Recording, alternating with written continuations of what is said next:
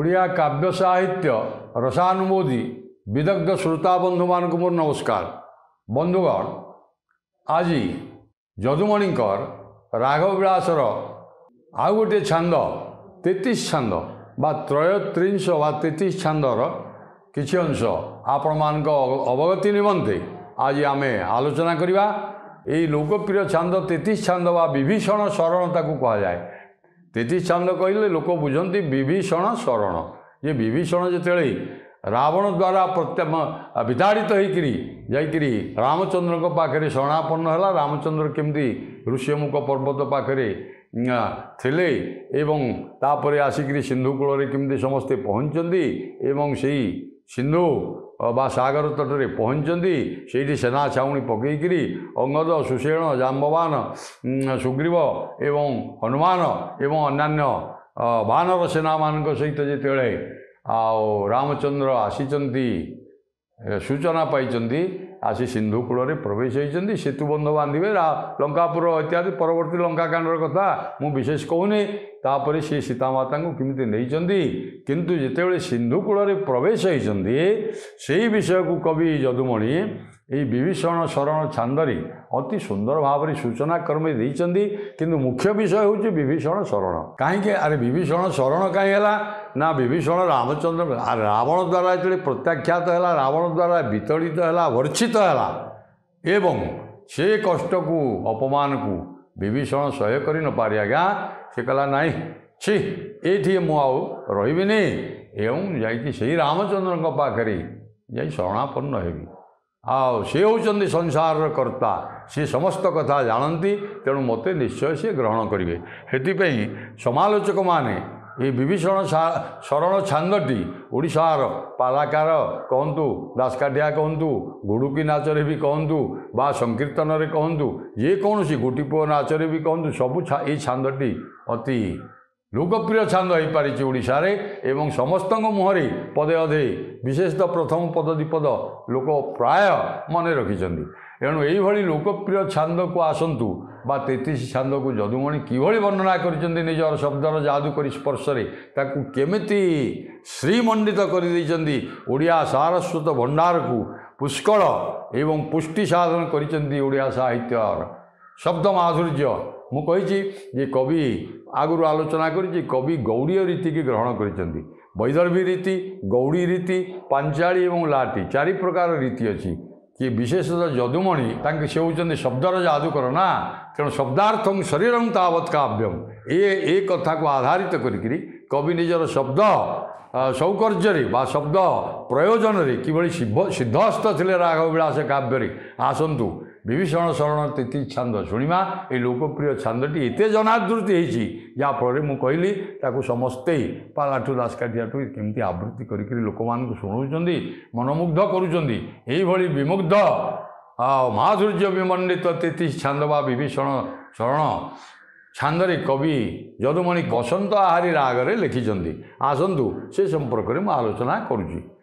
पूर्व देवता सर्वरी भर्तागे पूर्व देवता सर्वरी भर्तागे दूत वार्ता कला प्रकाश पूर्व देवता सर्वरी भर्तागे दूत वार्ता कला प्रकाश अशोक बने शोके थिबा बधू अशोक बने शोके थिबा बधू बंधु सिंधु कूले प्रवेश हासर सरे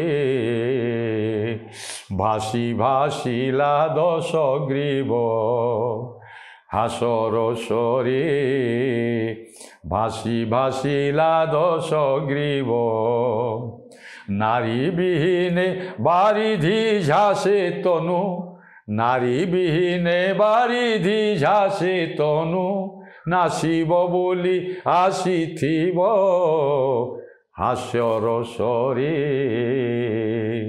भासी भासीला 10 ग्रीव। आज्ञा चमत्कार वर्णना।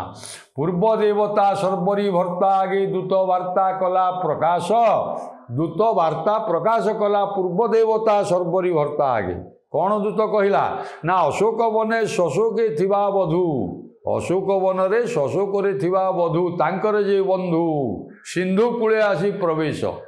ଏ କଥା ଶୁଣିଦେଲା ଯେତେବେଳେ ରାବଣ, କବି ସେଇ ଚମତ୍କାର ଭାବରେ ବର୍ଣ୍ଣନା କରୁଛନ୍ତି ଯେ ଭାସିଲା।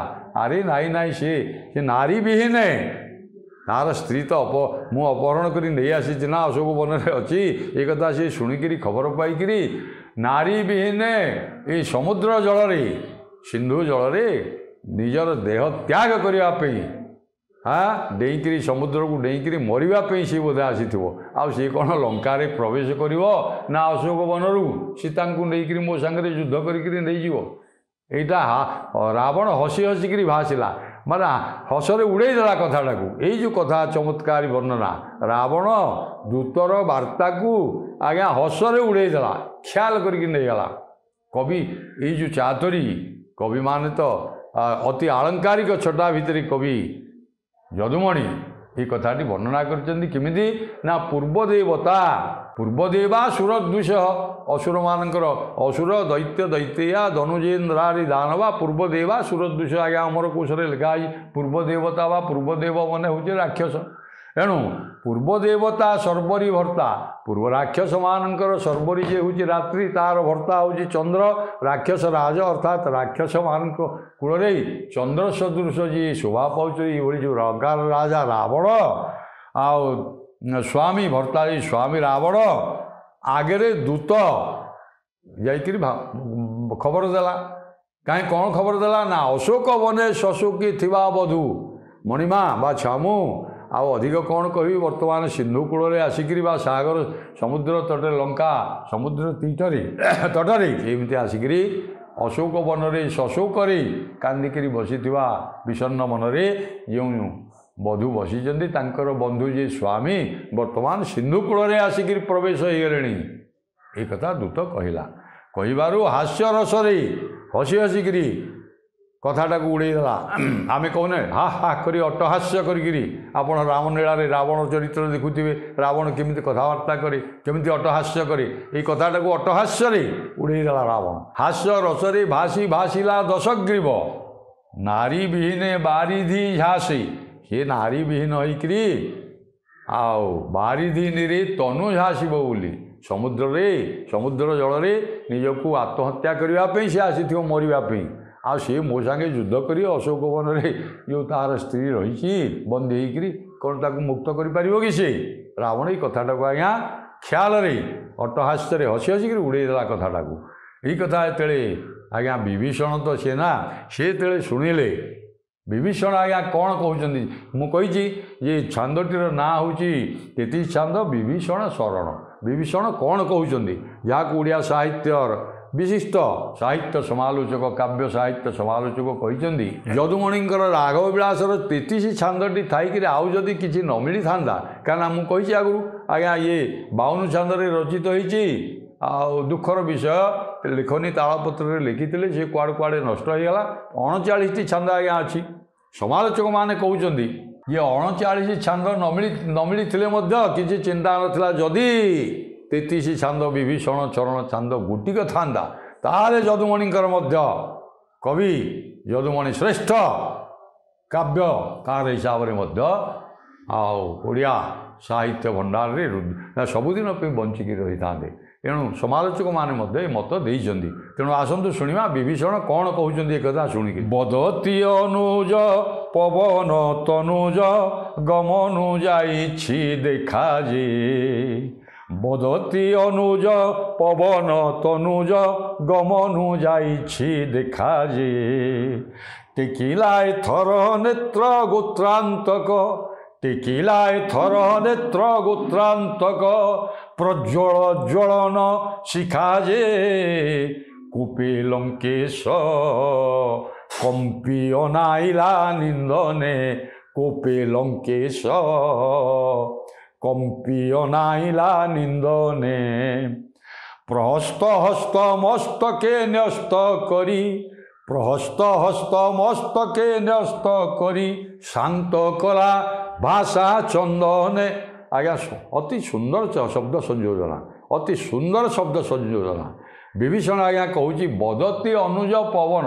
ହଁ भाई बड़ भाई एक कथा शुणिक विभीषण तो आज्ञा दरबार चलती ना ସେଇଠି विभीषण बसଛନ୍ତି एवं विभीषण उठिकी कहले बदती अनुज लक्ष पवन तनुज जे हनुमान गोटे मांकड़ छार बानर जे मांकड़ आसिकी बदती अनुज रावणर सान भाई अनुज सी अग्रज एणु अनुज विभीषण कहते पवन तनुज गमनु देखा जाइए तुम वीरत्व तुम पारिवार भणिया तुम गर्व अहंकार सबू हनुमान जिते आसिक लंका आज्ञा पोड़ी देती आपण मैंने जानते लांगुड़े केमी निआ लगला केमी लंका नगरी छार कार ध्वंस करदेला पोड़िकी अशोक वाटिका को ध्वंस करदेला ये गोटे छार बानर विभीषण कौच तुमर पारिवार पणिया तुमर बड़ पणिया तुमर वीरत्व सब आगुरी जना पड़ी कथाटा को जो हसरे उड़े दौच अथ छार बानर गोटे आसिकी केमी लंका नगरी ध्वंस करके प्रलय करके पलैला अशोक वाटिका सहित एवं सैन्य अनेक सैन्य सामंत सेनापति मारिदेक पलैला गोटे बानर एथिरु रामचंद्रंकर बल सैन्य बल निजर बल ये सब विचार न करी पवन तनुज गमनु जाइछि देखा जे यही कथा रावण को आज्ञा जिते विभीषण टिके कहीदे आ रावण के आज्ञा छाड़े विभीषण भाई होकर मत ये कथा कहूँ रावण कंपी अनाइला निंदने क्रोधे कोपे लंकेश निंदा करुवा विभीषण जे भाई कि चाहिला मत निंदा कर मोर बल कल मोर बाहुबल मोर वीरत्व त्रिपुर विजयी मु स्वर्गमर्त्य पाताल त्रिपुर जय करी लंकार शासन करुची एकांगर छत्रपति रावण को विभीषण ये कथाटा कहला कटु कथा मंतव्य गोटे देला तार चरित्र उपरे एणु आ रावण के आज्ञा सहे क्रोधे बा कोपे लंकेश कंपी आज्ञा क्रोधरे मनीष कौन हुए थरी जाए एवं प्रज्वल ज्वलन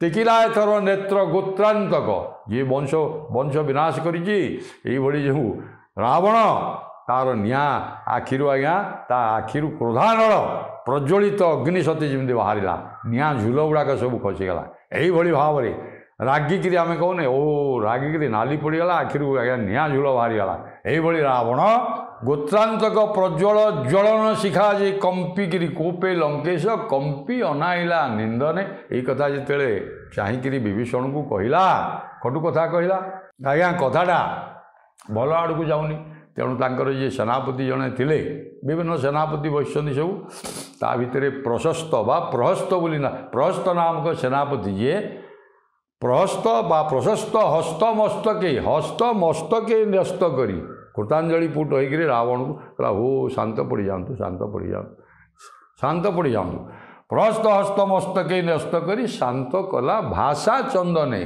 चंदन तो शीतल भाषार अर्थात शांत स्वर प्रशांत स्वर धीर नम्र विनम्र होकर विनय होकर कहला हो आपण इतने रागी जातुनि क्रोध सम्मरण करंतु बोले रावण को कहला एवं परवर्ती पर्याय कवि आउ कौन कहते आसतु शुणा तांको दृष्टि न्यास किंपा कल ईश तांको दृष्टि न्यास किंपा कल ईश काहाकू हेब से पांचक जेबे ओष्ठे रद देव जेबे ओष्ठे रद देव मृत्यु देव देवता मृताह पंचक सत्य रावण भणु विभीषण बोइला सिंधु मध्य स्थित स्वर्ण क्षिति शीर्ण सिंधु मध्य स्थित स्वर्ण क्षिति क्षीण सिंधु मध्य स्थित स्वर्ण क्षिति शीर्ण नाव स्वाति जोग पाइला सत्य रावण भणु विभीषण बोइला चमत्कार शब्द संयोजन आज्ञा तांको दृष्टि न्यास किंपा कल ईश सी कहूँ हे प्रभु आपण कहीं विभीषण को हे प्रभु प्रहस्त कहूँ धीर नम्र मु कहली विनय होकर आउर क्रोध सम्मरण करने सेनापति प्रहस्त कहूँ दृष्टि न्यास किंपा कल ईश हे प्रभु हे स्वामी आ विभीषण को ऊपर ये क्रोध अग्नि प्रज्वलित होता नेत्र कहीं आपण पकईले ये कहीं ना आपण भाई विभीषण को ये कोप दृष्टि देखा उचित नुहे कोप दृष्टि पकाइबा द्वारा कहार क्षति हेब बरं आपणकर क्षति हेब କାରଣ ସେ ଭାଇ ମଧ୍ୟ ନା। ଏଣୁ କାହାର ସେ 5 କବରଦାତ କ୍ଷତି ହେବ। ଯେବେ ଓଷ୍ଠେ ରଦ ଦେବ, କାହିଁକିନା ଆପଣ ତ ନିଜେ ଜାଣିଛନ୍ତି, ଆପଣ ଖାଲି ଓଷ୍ଠରେ ରଦ ବୋଲେ ଦାନ୍ତରେ ଓଠଟାକୁ ଯଦି କାମୁଡ଼ି ଦିଅନ୍ତି, ଆପଣଙ୍କ ରଦ ଯେ ଦାନ୍ତରେ ଯଦି ଆପଣଙ୍କର ଓଠଟାକୁ କାମୁଡ଼ି ଦେବେ, ଏ ତ୍ରିପୁର ସ୍ୱର୍ଗ ମର୍ତ୍ତ୍ୟ ପାତାଳ ଭୟଭୀତ ହେଇଯିବେ। ଆଉ ସିଏ କ'ଣ ପଦେ କହିଦେଲେ, ଏଥିପାଇଁ ଆପଣ ଏତେ ରାଗି ଯାଉଛନ୍ତି, ଏତେ କ୍ରୋଧାନ୍ୱିତ ହେବା, କୋପାନ୍ୱିତ ହେବା ଆପଣଙ୍କ ପକ୍ଷରେ ଶୋଭନୀୟ ନୁହେଁ। ରାବଣ କହିଲା, ହଁ ହଁ ତମେ ଯାହା କହୁଛ ସତ୍ୟ।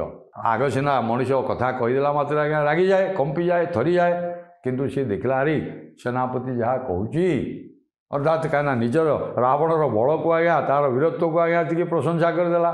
କାହିଁ ଆମକୁ କହିଛି ଧ୍ୱନିରାତ୍ମା କାବ୍ୟସ୍ୟ, ବ୍ୟଞ୍ଜନା ବା ଧ୍ୱନି ମାଧ୍ୟମରେ ଏ ଶବ୍ଦ ଗୁଡ଼ିକ ପ୍ରୟୋଗ କରାହେଇଛି। ଏଣୁ ସତ୍ୟ ରାବଣ ଏ କଥା ରାବଣ କହିଲା, ହଁ ହଁ ସତ କଥା ସତ କଥା। ଆଉ ପ୍ରହସ୍ତର ବା ପ୍ରଶସ୍ତ ନାମକ ସେନାପତିର କଥାକୁ ଆଜ୍ଞା ସେ ଟିକେ ବିଚାରବନ୍ତ ହେଇକରି ଟିକେ ହୃଦୟରେ କଥାକୁ ଗ୍ରହଣ କରିନେଲା। ଯେତେବେଳେ ବିଭୀଷଣ କହିଲେ, ବିଭୀଷଣ ଆଜ୍ଞା କ'ଣ କହୁଛନ୍ତି ୟାର ଉତ୍ତରରେ, ସିନ୍ଧୁ ମଧ୍ୟରେ ସ୍ଥିତ ସ୍ୱର୍ଣ୍ଣକ୍ଷିତି ଯାହାରି ବର୍ତ୍ତମାନ ଆଜିଠାରୁ ତୁମେ ଜାଣ, ଏଇ ଦୂତ ଯେଉଁ ବାର୍ତ୍ତା ଆଜି ଦେଲା, ଏ ରାବଣ ଏ ରାମଚନ୍ଦ୍ର ସୈନ୍ୟ ସାମନ୍ତ ବାନର ଭଲ୍ଲୁକ ସେନା ଧରିକିରି ସିନ୍ଧୁ ତୀରରେ ପ୍ରବେଶ ହେଇଛନ୍ତି। ଆଜିଠାରୁ ଜାଣ ଲଙ୍କା ପାଇଁ ବିପଦ ଆସିଗଲା।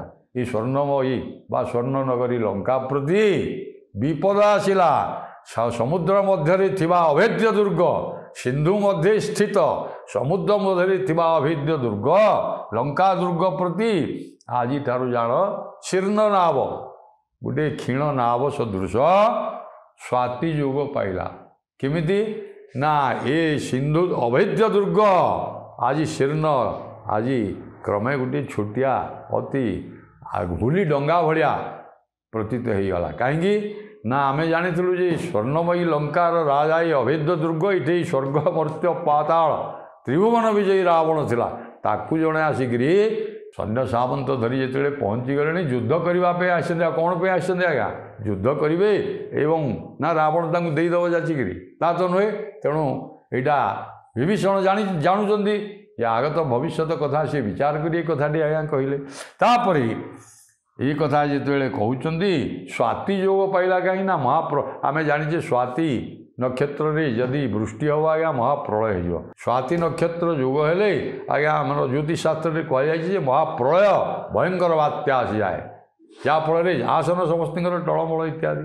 ତେଣୁ ପ୍ରଳୟଙ୍କରୀ ବାତ୍ୟା ଆସିଲେ ହୁଲି ଡଙ୍ଗାଟେ, ଲଙ୍କାଟାକୁ ହୁଲି ଡଙ୍ଗା ସାଙ୍ଗରେ ଆଜ୍ଞା ତୁଳନା କରିଦେଲେ। ଇଏ କହୁଛି ସ୍ୱର୍ଗ ମର୍ତ୍ତ୍ୟ ପାତାଳ ତ୍ରିଭୁବନ ବିଜୟୀ ସ୍ୱର୍ଣ୍ଣମୟୀ ଲଙ୍କାର ରାଜା ମୁଁ ରାବଣ। ଆରେ ତୋ ଲଙ୍କା ନଗରୀକି ବର୍ତ୍ତମାନ ବିପଦ ଆସିଗଲା। ଏଇଟା ହୁଲି ଡଙ୍ଗା ଭଳିଆ। ଆଉ ସମୁଦ୍ରରେ ବଡ଼ ବଡ଼ ଜାହାଜ ଯେଉଁଠି ସ୍ୱାତି ନକ୍ଷତ୍ର ଯୋଗରେ ବାତ୍ୟା ହେଲେ ଆଜ୍ଞା ଧ୍ୱସ୍ତ ବିଧ୍ୱସ୍ତ ବଡ଼ ବଡ଼ ପ୍ରକାଣ୍ଡ ଜାହାଜ ଧ୍ୱସ୍ତ ହେଇଯାଉଛି, ବିଧ୍ୱସ୍ତ ହେଇଯାଉଛି। ଆଉ ଇଏ ଲଙ୍କା ଦ୍ୱୀପ କେତେ? ଆଉ ଟିକେ ଆଜ୍ଞା ଚେଙ୍ଗିଦେଲେ କଥାଟାକୁ। ପୁଣି ଆଜ୍ଞା ଯାହା ଟିକେ ରାଗିଥିଲା, ଯାହା ଟିକେ ପ୍ରଶସ୍ତ ବା ପ୍ରହସ୍ତ ହାତ ଯୋଡ଼ି ବିନୟର ସହିତ ତାକୁ ଟିକେ ଶାନ୍ତ କରିବାକୁ ଯାଉଥିଲା, ବିଭୀଷଣ କଲେ କ'ଣ କଲେ ନା ଆଜ୍ଞା ସେ ପ୍ରଜ୍ୱଳିତ ଅଗ୍ନିରେ ରାବଣର କ୍ରୋଧାନଳରେ ଆଜ୍ଞା ଟିକେ ସତେ ଯେମିତି ଘିଅ ଟିକେ ପକାଇଦେଲେ। ଆଉ ନିଆଁରେ ଘିଅ ଟିକେ ପକାଇଦେଲେ ଆଜ୍ଞା ହୁତୁ ହୁତୁକି ଆହୁରି ଜଳିଯାଏ, ସେମିତି ଅବସ୍ଥା ରାବଣର ହେଲା। ଆଉ ରାବଣ କ'ଣ କହୁଛନ୍ତି ଆସନ୍ତୁ ଶୁଣିବା। କେଶରୀ ଗର୍ଭୁ ଉଦ୍ଭବୀ ପରାଭବୀ, କେଶରୀ ଗର୍ଭୁ ଉଦ୍ଭବୀ ପରାଭବୀ ଶିବାରେ ହେବାର ପାଞ୍ଚଇ। କେଶରୀ ଗର୍ଭୁ ଉଦ୍ଭବୀ ପରାଭବୀ ଶିବାରେ ହେବାର ପାଞ୍ଚଇ। ଯବନ ସେ ବନବାସୀର ଚରଣ, ଯବନ ସେ ବନବାସୀର ଚରଣ ଶରଣରେ ଦିଅ ଭସାଇ। ମହି ରାବଣେ ଚାହିଁ ରାବଣ ଆଜ୍ଞା ଦେଲା, ମହି ରାବଣେ ଚାହିଁ ରାବଣ ଆଜ୍ଞା ଦେଲା। କରନ୍ତେ ଉଭା କର ଧରି ସଭାରେ ଲୋଭାବନ୍ତ ହୋଇ ଚଳିଲା। ଦେଖନ୍ତୁ କେଡ଼େ ସୁନ୍ଦର ଭାବରେ କହୁଛନ୍ତି ରାବଣର ମୁଖରେ ବିଭୀଷଣକୁ। ପୁଣି ରାବଣ କ'ଣ ପ୍ରତ୍ୟୁତ୍ତର, ରାବଣର ବିଭୀଷଣ ଏ କଥା କହନ୍ତେ ସେ କ'ଣ ରାବଣ ପ୍ରତ୍ୟୁତ୍ତର ଦେଉଛି। କେଶରୀ ଗର୍ଭ ଉଦ୍ଭବୀ, ଆରେ ସିଂହ ଗର୍ଭରୁ ଉଦ୍ଭବୀ ଜନ୍ମ ହେଇକିରି ଶିବା ଯେ ଶୃଗାଳ ଭଳିଆ କଥା ତୁ କହୁଛୁ। हे विभीषण रे विभीषण तू केशरी गर्भरु जात आज्ञा तू विश्रवा महर्षिंकर पुत्र तेणु ये कवि सिंह सदृश तुलना करुँचे ये केशरी गर्भरु सिंह सिंह छुआ सिंह सदृश कथबार्ता कर शिवाजी शृगाल भाया कथबार्ता करनी तू ये कथाटा शुणी देकरी हाँ सिंह छुआ भाया कथा न कही मत शृगाल भाया कथबार्ता करुचु एणु केशरी केशरी गर्भ उद्भवी पराभवी शिवारे हेबार पांच शिवाजी शृगाल द्वारा पराभव पराजित हबार कथा कहूँ अपमानित हवा कथा कहूँ यहाँ संभव कि आउ कौन ना जवन से वनवासी चरण शरण रे दिय भसाई से वनवासी जवन जवन जी दूर देश आसी जवन बोले ये मुसलमान पठाण शब्द नुहे आज्ञा जवन ये ये चारिआडे यात्रा करती बार बुला लोकटे से वनवासी एडा वनवास करी आसी एवं तार से जो लोक तार चरण रे जाई शरण पशे ता चरण रे जाइकरी शरण पशे जमी राधानाथ कही अरे आमर सेनाबाहिनी पृथ्वीराज जिते युद्ध करुले मोहम्मद घुरी सांगे जो युद्ध होता आज्ञा से महायात्रा काव्य अति चमत्कार भाव में कही राधानाथ राय शिवा अमर सिंह उत्साहवाणी रे कही ये हाधिक हर्जक्ष प्रवेशी जम्बुक गुहारे हर्जक्ष जम्बुक प्रवेशी हर्जक्ष गुहारे ग्रास तार नेब मुखु हर्जक्षता सहिब मौने जे जम्बुकटे प्रवेश करके बिलुआटे अरे सी रामचंद्र गोटे बिलुआटे बिलुआटे जवन जब जब शब्दर अर्थ गति गति शीघ्र अर्थात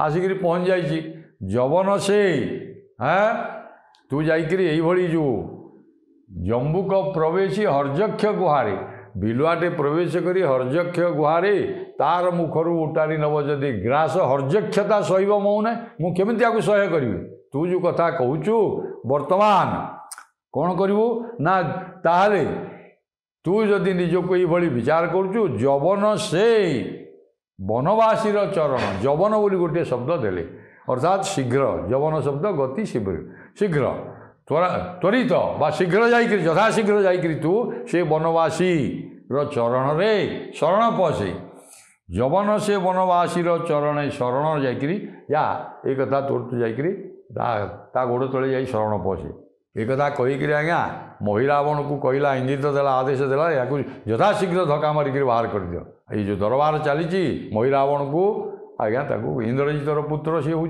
महिरावण सी भी बसी सी गोटे सेनापति आज्ञा ताकू विताड़ित करदेला समस्त सभा चली विभीषण को कि भाव सी आज्ञा विताड़ित कला एवं केमिति अपमान देला आ विभीषण आज्ञा सही से कथा एणु महिरावणे चाहे रावण आज्ञा देला करते उभा एवं एक कथा कहते विभीषण महिरावण को आज्ञा दियंते सी ठिया होकर सांगे सांगे रावणर ए विभीषणर हाथ धरिक आज्ञा टाणी नेला एवं लोभावंत होकर तते लोभासक्त होकर आ उपाय नहीं महिरावण को रावण जिते आदेश देला यथाशीघ्र या विताड़ित कर राज दरबार पलैला आज्ञा परवर्ती पर्याय यही विभीषण शरण छांदरी कौन कवि किमिति विभीषण शरण नेले परवर्ती रावण द्वारा तो विताड़ित हेले एवं महिरावण तो तांको आगे हाथ धरिक बाहर करदेला तापर विभीषण किमिति जाइकरी रामचंद्र पाखे शरणापन्न होते परवर्ती पर्याय कवि किभଳି भाव वर्णना कर शुणा नमस्कार।